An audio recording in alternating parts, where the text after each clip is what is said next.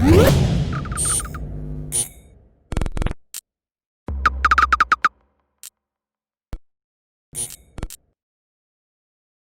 is Rob Tebbett for Boxing Social in association with Betfred. Real privilege to be joined here today by middleweight legend, light heavyweight legend, all around boxing legend. It's the executioner, Bernard Hopkins. How are you, sir?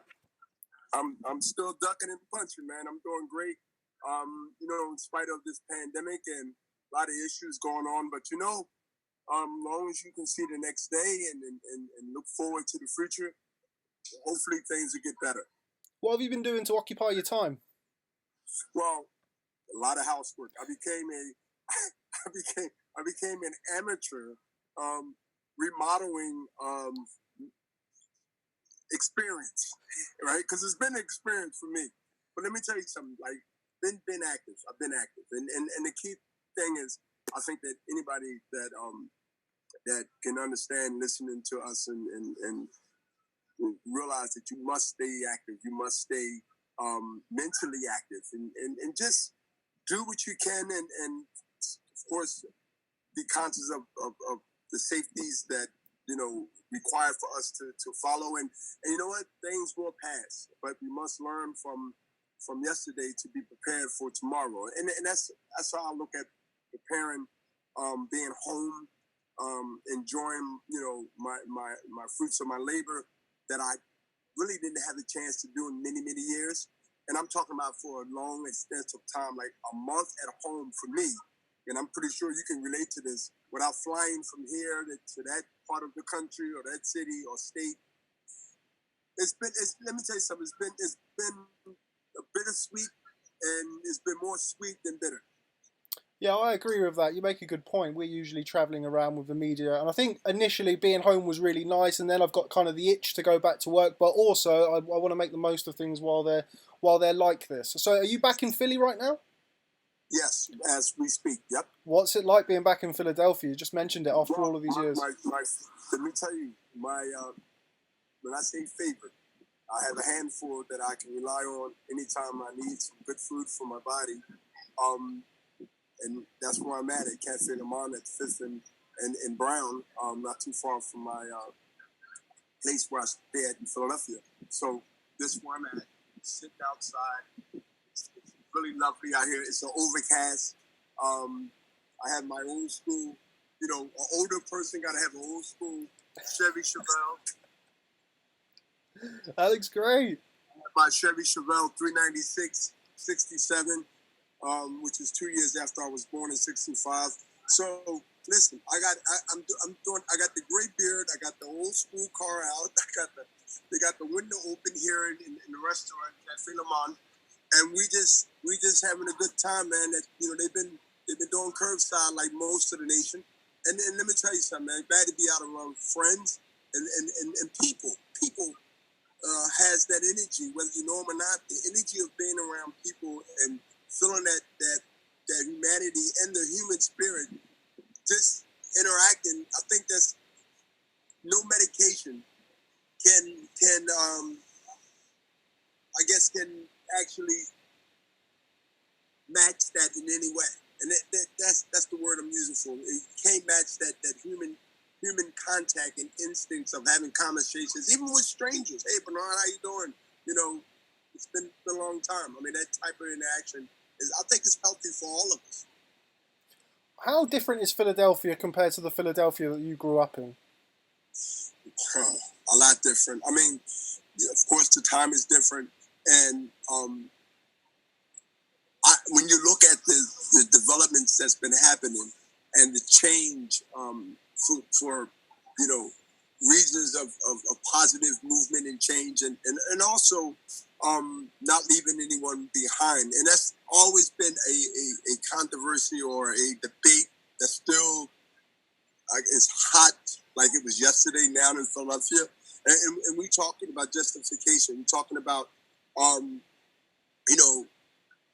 those who can elevate themselves to be at certain level and live certain places in life in the big city of Philadelphia, and those who just want a chance to be able to share the same fruits of the labor.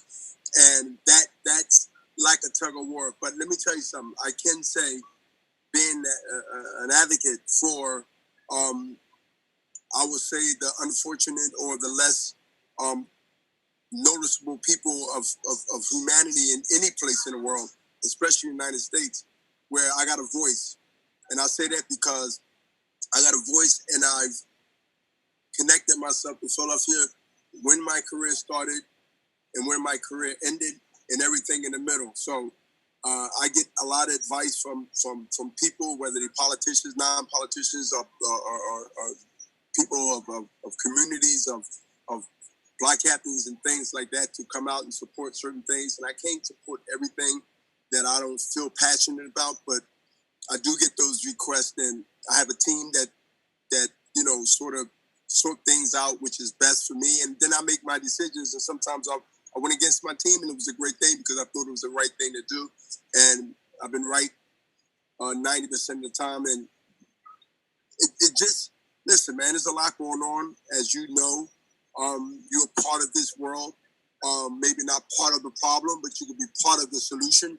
And that's with anybody that's brown, that's white, that's in the middle, that's Black, and what religion, and doesn't matter what lifestyle you live. It's your choice, and you deserve to be able to be happy and deserve to make that choice. It has to be a moment where we all need to take a deep breath. B-Hop, I've lost you. There you go. We all need to take a deep breath. Yeah, I had a decline. A phone call was coming through. We all need to take a deep breath and understand and be real serious about it, and look forward to at least get ready to let the next generation. We must teach the next generation. I don't know if it's too late. I don't like to think negative like that, but we must understand we have to play catch up. Right now, I think we're behind the 8 ball, but we're not out. We're behind the 8 ball, and what we need to do, that's the people, I think. And I spoke about this yesterday. That's why I'm being long-winded. I'm not going to make it the whole interview, but let me tell you something. We need to play catch up right now and win the confidence somehow with the new generation that's protesting, that's voting more than ever, and understand that in a way we failed them. How we interact, how we treated history has failed them. No, seriously, it's my opinion. I don't want to make this a political conversation, but I think history has failed based on the promise. And that's where you don't get the respect from this generation that inherited. They inherited. This was passed down by things that wasn't changed or handled at that moment. It lingered for decades. In some cases, I say centuries. And now it hit a boiling point. And every good and bad thing that happens in life has a ending, has a boiling point, has a ending of the grand finale. And that's what I think we had on a political statement that can be taken that way, but more of a humanity. I'm not speaking as a political figure of any sort, but that's what's being discussed now in Philadelphia. And I've been a part of not much as marching, not much as, and I'm not saying it's wrong, not much as protesting, but doing interviews and being on local network TVs and radio station because of my experience, and I'm open to speak about it on the unfairness and the uneven playing field of racism, which is a big topic that it didn't push the pandemic as a second conversation in the world right now, especially in the United States. And I don't know if you agree with that or not, but this is a real issue that's at the forefront right now. And I don't believe the marches might die down, which is seeming to be happening in every city, except Atlanta, Georgia. You know what just happened there. So I'm letting you know I'm in the know. But I let me tell you something. This be a year 2020 that no one will ever forget. I agree, and just to give you a bit of an insight as to, I'm from just outside London, and it has been the same over here in the UK. The talk of inequality and rising up against oppression and the Black Lives Matter movement has knocked the pandemic off the front pages, which, when you consider how serious the pandemic has been, just shows you how much people are paying attention to that, which is fantastic. In your position, you mentioned the fact that you really have been there. You've been in trouble as a young man. You've turned your life around. You've always been willing to speak out and speak on issues that affect all kinds of people. What does it mean for you now at this point in your life to be able to do that and to be able to give stuff back to the community? Considering when you started, I mean, I'd imagine that would have just been a pipe dream. It's my second career now, and I was groomed early, as you mentioned, to be in this position. And with the respect of what I've accomplished in my life and even my personal life, as you mentioned, that is called credibility. And that credibility is starting to be seen and talked about even in Hollywood. That a docu-series has been put together. I did two tapings rather. One before the pandemic and one recently. Same producers, and we got a few more to do. So it'll be about a year in before we finish. And let me tell you, I have a story to tell, but I also have an agenda. And let me tell you my agenda, because I have a lot of fans in the UK, as you know. I want to make people realize that you always have to be conscious of your decisions that you make, because that was a good part of me being who I became. Once the value that I realized that it was important for me for a legacy before my legacy, that kept me out of anybody's jail or penitentiary 30 plus years with a legacy behind it. Let me tell you, I'm not that lucky to wake up like this. I didn't wake up with these accolades. I had to earn them. And listen, all lives matter. But you must deal with the lives that's being jeopardized right now. That political statement had and will, in some cases, rub people wrong because they're not looking at it from the way I'm looking at it. And that's cool, because that's why we have this great, I guess, one of the 5 pillars of this country is to be able to be in a disagreement, but also have the right to feel the way we feel. Beyond that, if it's negative, now it becomes something different. But I'll tell you, I don't think one person or one political or non-political person or act will change overnight. It's been there for centuries. But what can change is now, in 2020. The generation that's living now. Because the generation, think about this, man. You go back to the fundamentals of school.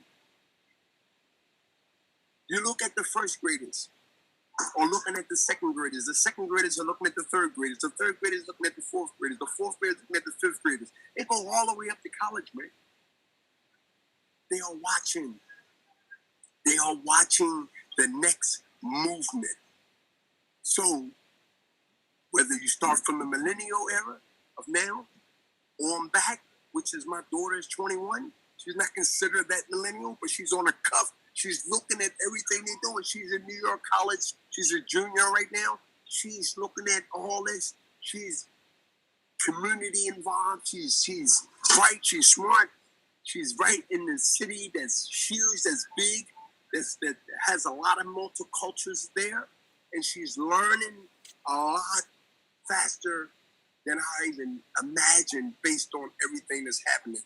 Whether it's the lockdown, whether it's justice, equality, listen, we got a lot of work to do. And let me tell you something. It ain't going to happen overnight because it's power that is a group and a mindset out there that would, listen, they would do anything and everything to keep that power. And let me tell you, that power is real. And like George Floyd had that police officer on his neck for 8+ minutes. For 1,400 years, it's been on the neck of poverty, discrimination, murder, unjust rules and legal, I guess, laws that been target one particular group of people. This thing is huge. This thing is not overnight. This thing has been planned way before you and I. This must be taught and handled, and something must take place to try to change that stigma. And change, it got to come to a point of some resistance. And this is the resistance that we are getting, negative and positive, that I believe need to happen one way or the other to get the attention from both sides that we have to come to a peace treaty, and it ain't going to just be talking and marching. It has to come with action. Laws has to be now being discussed about the policing, the funding, the millions of dollars of funding. Now, do we need the police? Absolutely. Do we need some checks and balances to balance things out? Absolutely. But you don't need 100% going to one particular issue. And that's been the problem. You must take from each individual program that supports everybody, or put all those things that need to be adjusted. Take that money, take that resources, take that vote, and put it in a positive way, not in the politician's pocket, not to waste it, but you must put it where it benefits us. It's very well said. As I say, you're always somebody who voices your opinion, and I think you've come across very well there. That wasn't something that we planned at the start of this interview. Just to give people a bit of context of the interview, I've met Bernard on several occasions in Las Vegas on our various trips and travels, and this is the first time that we've sat down to do I guess call it an extended interview. Kind of ties in hand, really. Sorry, I'm really apologize for changing the format, but I just had to get that off my chest. Absolutely no problem. It ties in nicely with kind of what I wanted to start talking about, something that I've never spoken to you about, which was how your time in the correctional facility helped change you, and obviously through boxing, and really just out of nothing else other than interest of what it was actually like to box in prison. Let me tell you, if you see these videos that I have, that many people want them. I put about one or two, maybe one on Instagram about a couple of years back. You would be like, Bernard, this is like literally I'm in the ring with inmates all around the ring. We had inmate referees, inmate judges, so I don't know if they got it right or wrong, but depending on who was favored and who you was buddies with, because it was all in-house. But let me tell you something. When I look at that now, 30 years later, I came home in 1988, as me and you talked about many times on coming home when losing the first fight. I got the love back in prison because I needed something to do after a year went by. And I just got tired of just being on another block. And that another block means if I'm on D block, I'm going to get on C block. I got friends all over every block. people see you hang out before the count. You got to get off that block when you get a write up because you're not supposed to go on the wrong block anyway. Anyway, I wanted to get off the block to go to another block, and I couldn't do it this day, and I literally was forced to go where I was supposed to be going, and that was the gym, because they had gym hours where they had basketball in the same facility, they had boxing, they had weightlifting. So this big gymnasium in state prison called Greater Ford State Prison, get down to the gym. I see trainers, inmate trainers. They had some ropes, a mat, flimsy ring, boxing gloves, heavy bag. And I'm looking at a guy to my, yeah, he okay. This guy was well known, real respectful in the jail. And nobody really wants to spar this guy. Well, I was considered a hater back then. That's what they call now. So consider me back then as a hater. Like, oh, he ain't really all that, right? So I went in there. I didn't get knocked out. But I got a lesson that you must be in shape and you must be ready when you open your mouth to say someone is nothing. So I went in there like he's nothing, that type of mentality. He's okay. Well, you get in there with him. And in that particular surrounding, you can't call nobody's bluff and say something and don't go in there. You're going to have problems. So it was that mantra thing, too. And it was that thing like, all right, put the gloves on. You know, put the cup on, put the gloves on. We didn't have mouthpiece, but we did. We used toilet paper. They wet it and let it get Lord, and we used that as mouthpiece around our mouth. It's crazy when you see this story, man, on film. Like, literally, I can make that right now and show you how we use mouthpiece, because you ain't worrying about the bottom part. You're worrying about the front part where you want to protect. So we had our toilet tissue paper, rather, mouthpiece. And I went in there, and let me tell you something. We went 4 rounds. They had 4-minute rounds, not 3-minute rounds. Jailhouse rules.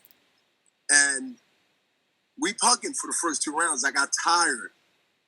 Ever since that lesson of being in condition and never getting caught off guard, I took that mentality of that whooping I got.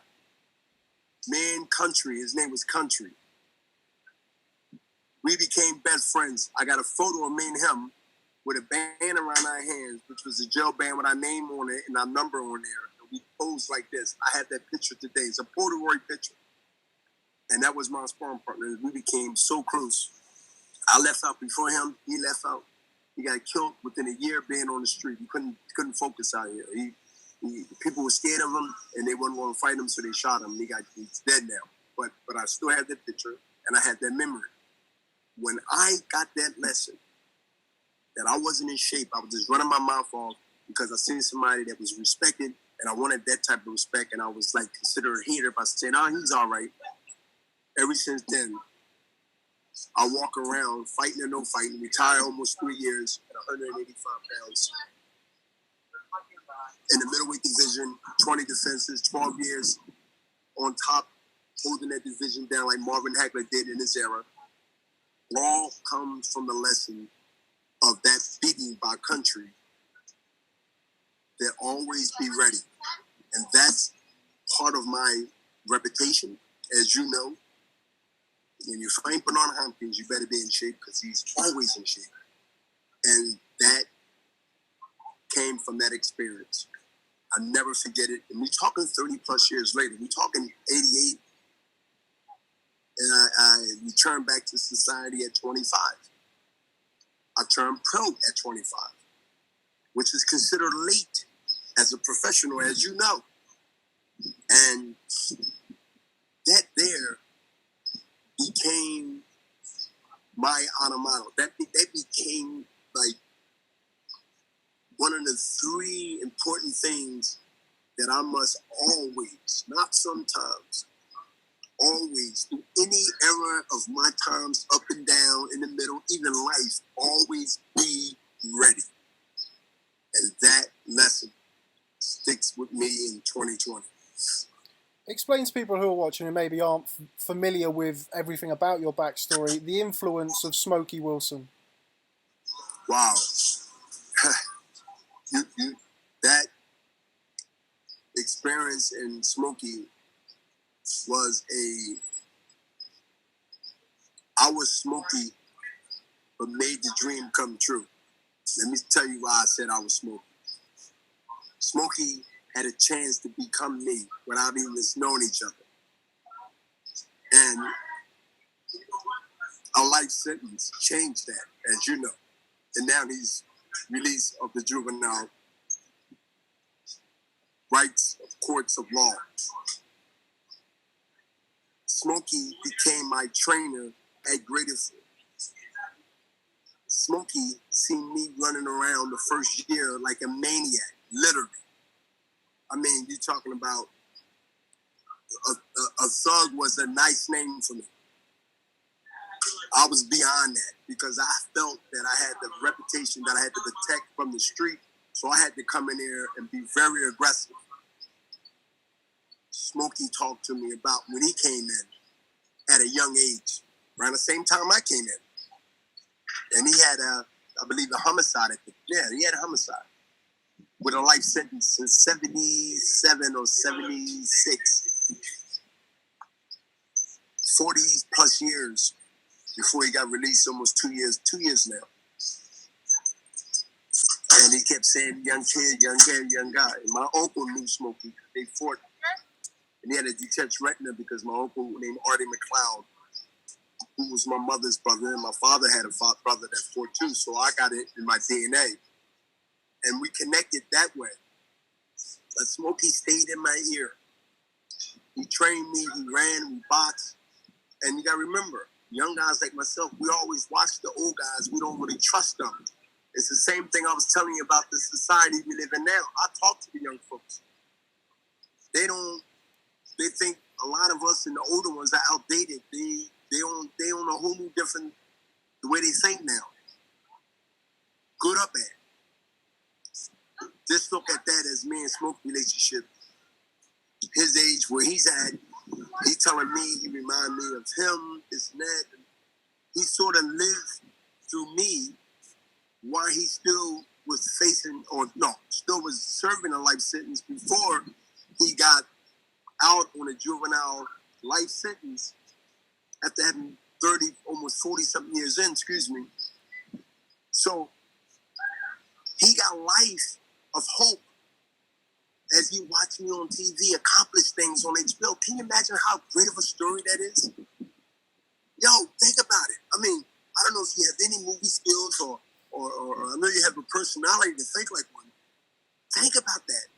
Here is a young guy that's gone the same road that a lifer that was 15 to 16 who got certified with a life sentence, never to see the street again. I come through, I get lessons from him, I listen, time go by, I get out, I stumble, I get back up, stumble, I lose the first fight, that's stumbling. Saying off from 89 and 90 and fighting the demons in the street because fast money and drugs and everything was all over the place in every black city in America. Can you imagine the temptations? And I lost my first fight, but I still got 9 years parole to walk off. And then 8 years, and then 7 years, then 6 years, then 5 years, 4, 3, 2, 1. Yo, that is very difficult to do in black America. If you black in America and you in the inner city with those strikes against you, you know and I know. And I'm not bragging. This is not common by statistics. It's not common. Anybody hear this interview or see this interview? I'm not bragging. I'm not boasting. I want to encourage those out there, no matter what color, where you live, is that if I can find my strength and my talent, and even if I stumble, don't give up. Don't give up, because as the warden told me, and this is well documented, and I know you heard this many times, You'll be back in 6 months. You ever heard that? Of course. And guess what? 30 plus years later,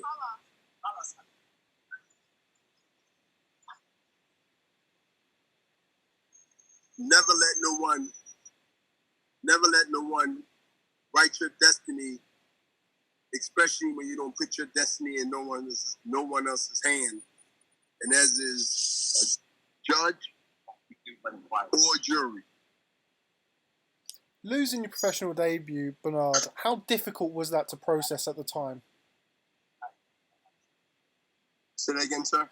Losing your professional debut, how difficult was that to process at the time? Well, if you look at how difficult it was losing the first fight in 88, I was off for 2 years. I was off 89 and 90. Very difficult. Because I could have got involved with what was popular in the city of Philadelphia at that time. And mostly in the city. I had a choice to be part of the drug war and drug game, which would have been a war, or back to the criminal-minded mentality, because I was in the same facility, same area, and a lot of peer pressure. But instead, I went to work at Penn Tower Hotel, breaking down the kitchen, cleaning kitchens in a hospital / kitchen area. Then I worked at a roofing job. And then I met a Bouie Fisher. And my career took off from 1-1, 2-1, 3-1, 4-1. But if you look at my record, which you already done before we did this interview, and we did many interviews together, 89 and 90 is a rough year. And people are starting to go back and look at my legacy because of the Hall of Fame, which was Saturday, officially in the Hall of Fame. Because of the pandemic, we couldn't celebrate, but we celebrated next year. 21 and 20, we celebrate together. 89 and 90 was a make 'em and break 'em of Bernard Hopkins' life. Look, boxing would have never happened if I didn't get past those 2 years. After the fight, after I lost my first fight with Clint Mitchell. 89 and 90 was challenging. I thought about a lot of stuff.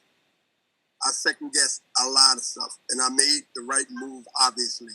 But let me tell you, it wasn't a quick fix right away. That's why I didn't box for those years. Think about it. I didn't box for almost 2 years. And a few people starting to ask me about that because my career been so long, they starting to look back like, what did you do in 89? Nothing. What did you do in 90? Nothing. But what happened? Now let's talk. So, listen, man.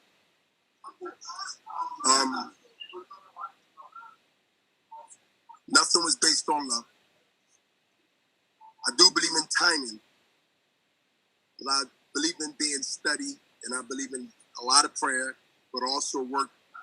If you work more than you pray, I think that you will be successful with anything you do. Praying is always good, but you got to work just as hard. And that's the key point. You mentioned Bouie Fisher. Just how instrumental was he in turning your career around and leading you on to the many successes that you had together? Oh, man. Yo, you talking Smokey, and again, I know you asked about Bouie.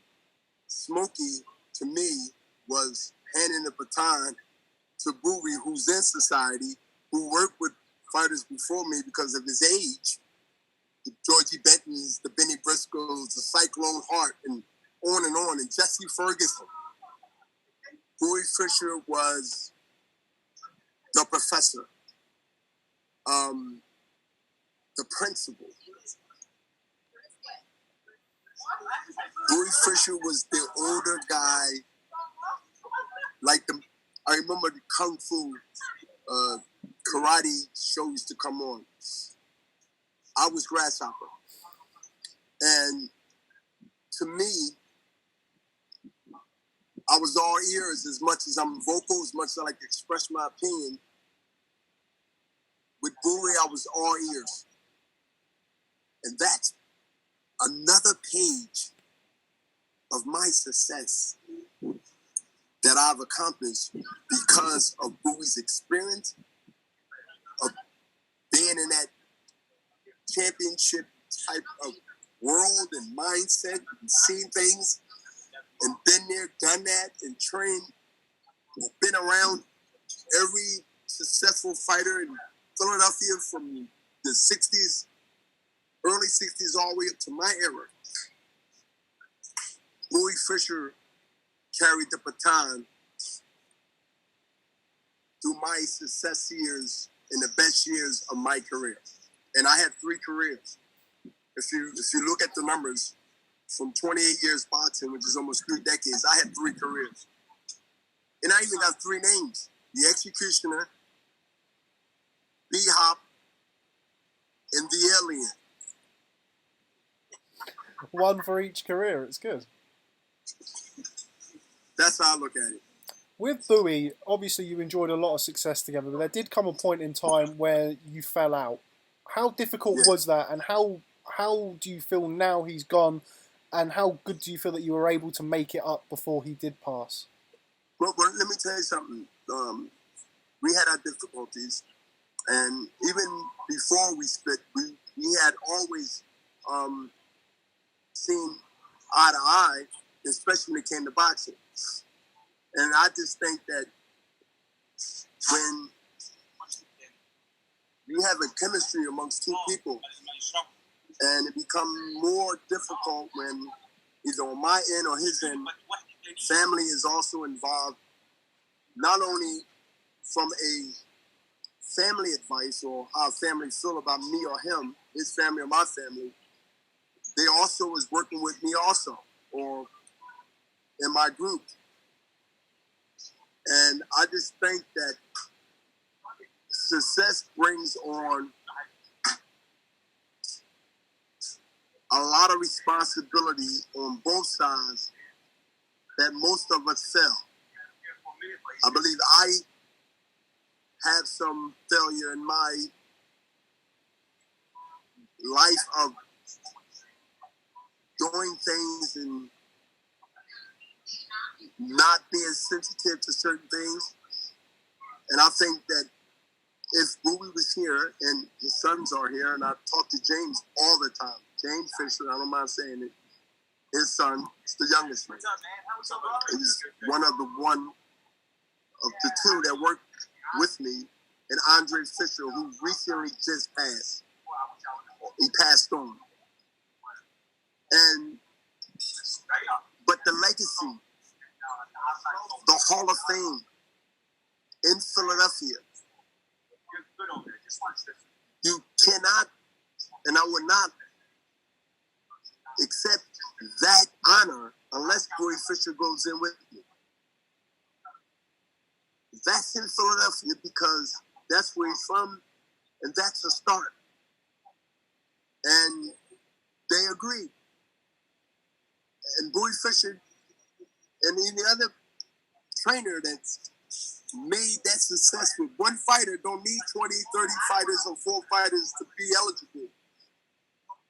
Bouie Fisher got me at 0-1 to all the success leading up to the Tito fight. And through fights after that, well, years of fights after that. But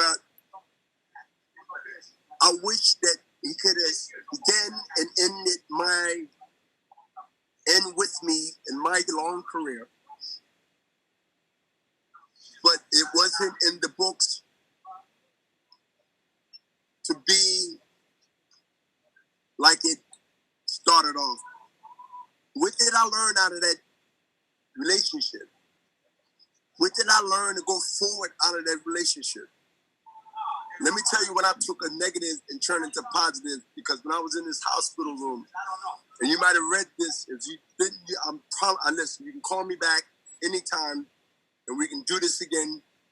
When I went and seen Bouie at the hospital, and his son and Andre and James was there, and I started shadowboxing, it said he wasn't up and didn't open his eyes for 2 days.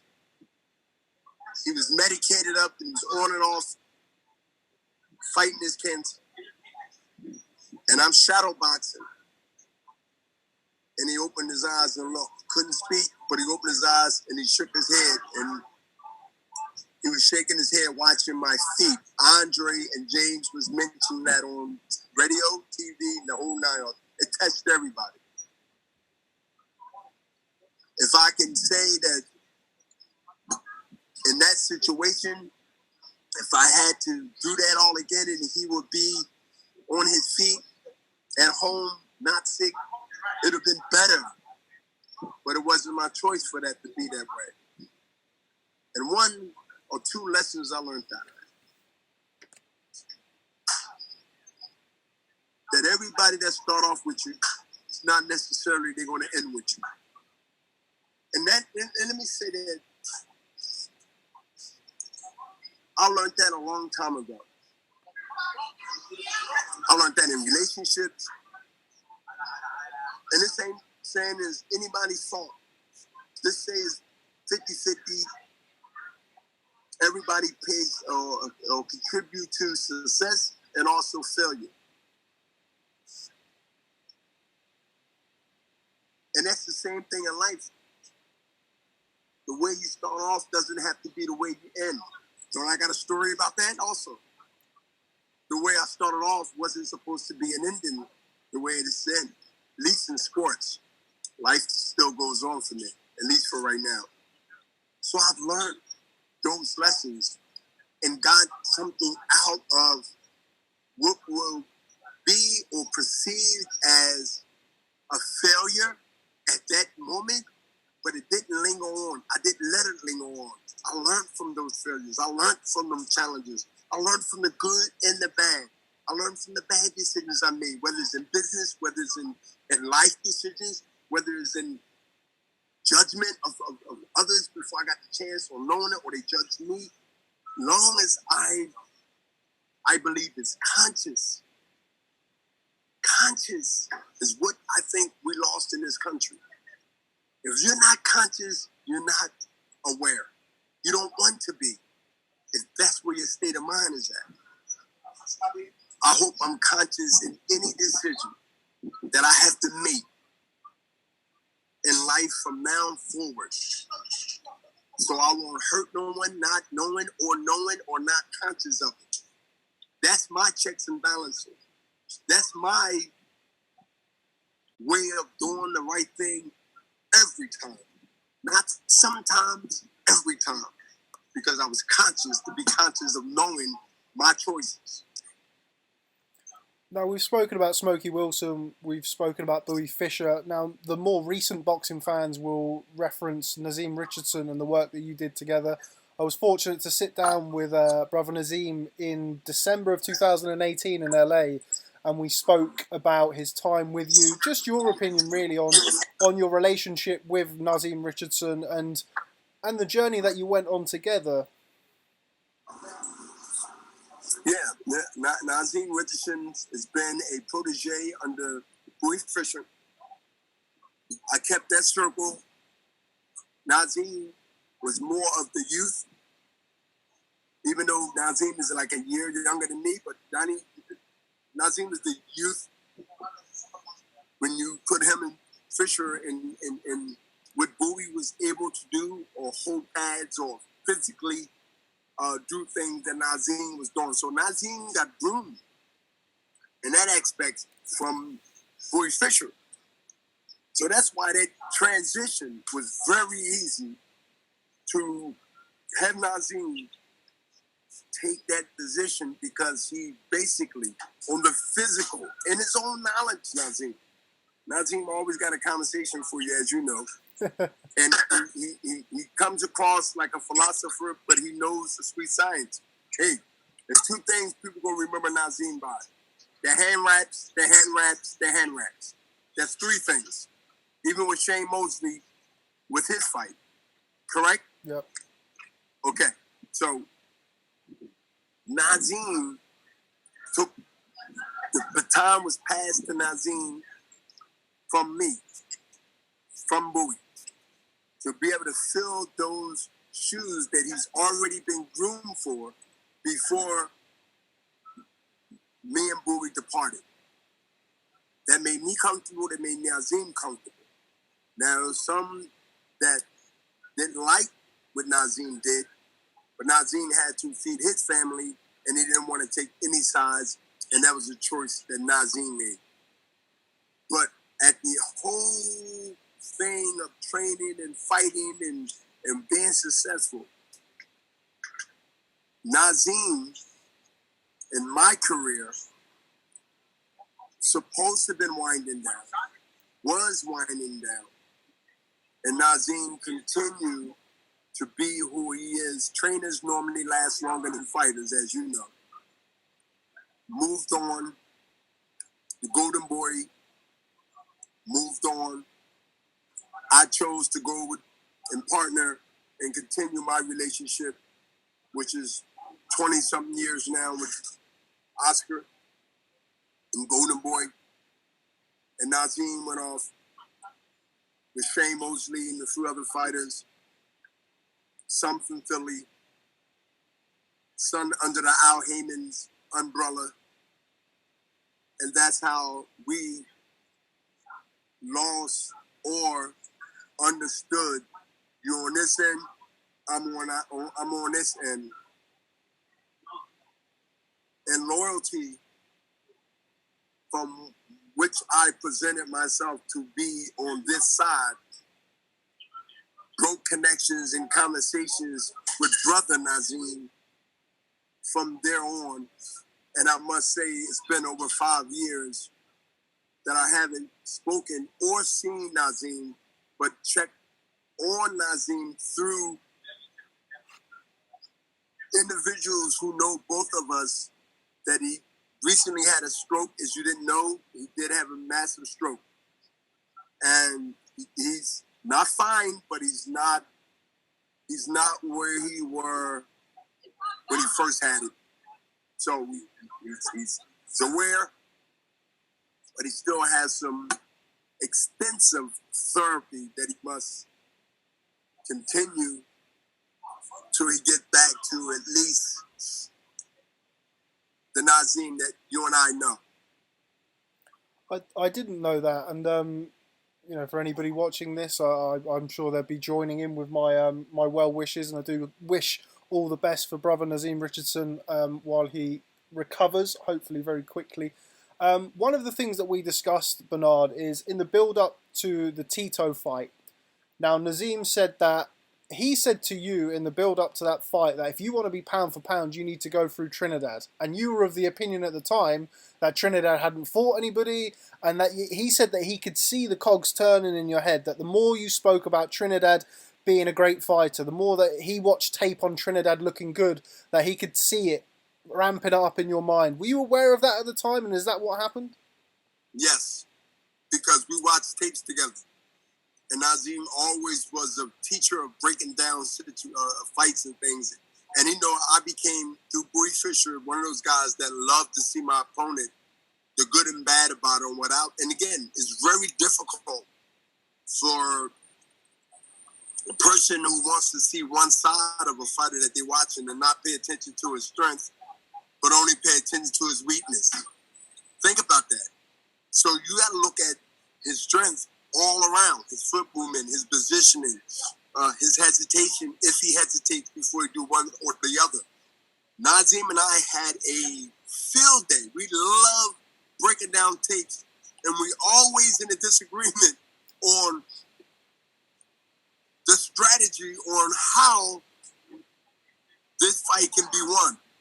But when it's all said and done, I always listen to Nazim and add on to it.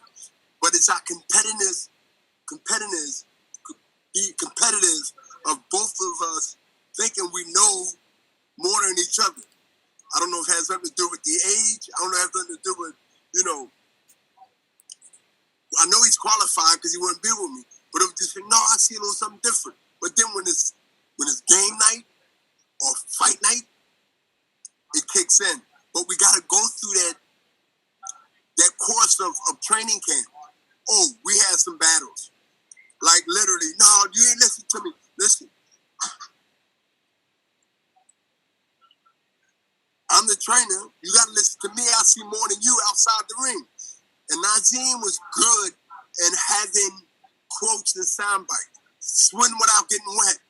What the hell that mean? How can you swim without getting wet? If you're in the damn water and you swim and you're going to get wet, it's impossible not to get. Unless you're in an empty pool. I know what that means. I know what that means. And those things was code words that we had. But they also had combinations behind them if he had to write them down. Or I. But Nazim was a strategist and also a mental type of trainer, psychological, get in your head and make you believe, based on you working in camp, training and all that, that you can run through a wall and not have one bruise on you. Nazim told me that when he initially came up to you with the game plan and you spoke about how are we going to beat this guy, he said to you, we're going to use the jab. And he said that he said that initially you weren't sold on the idea. Do you remember that?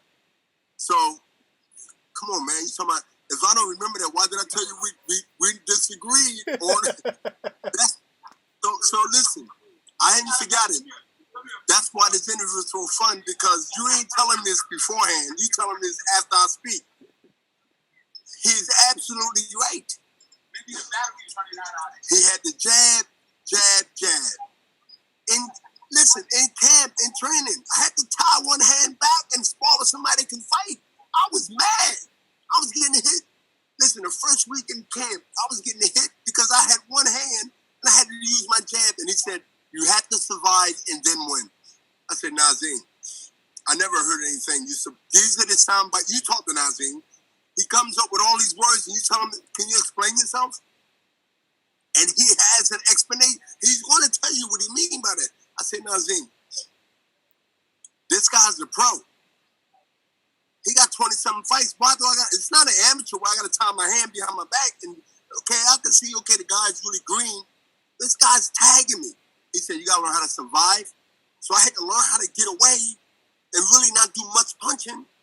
And then when I got to the point where now I got to punch because I got to punch and strategize now with this one hand.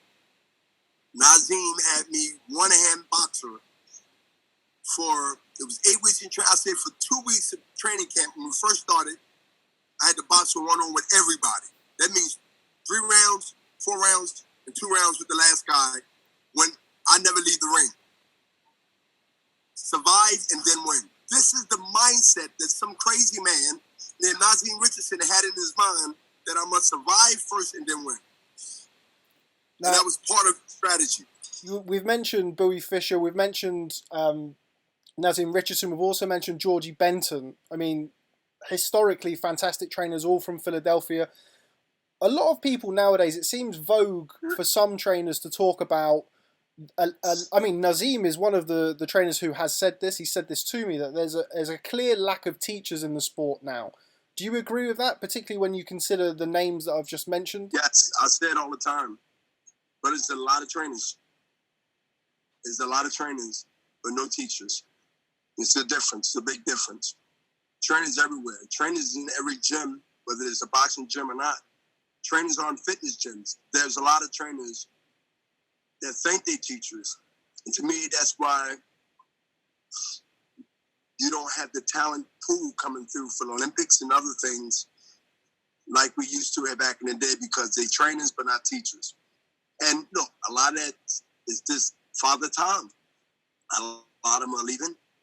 And the ones that was there to get the knowledge either didn't receive it, didn't care to receive it, or just not the breed of the past, the era that, you know, they could have learned from. And I don't have the patience to be the trainer. But I paid attention to the trainers. And I can give advice. I can give my opinion. But I think my patience will ruin a fighter based on being a no-nonsense and taking them to to the end of the road of being successful.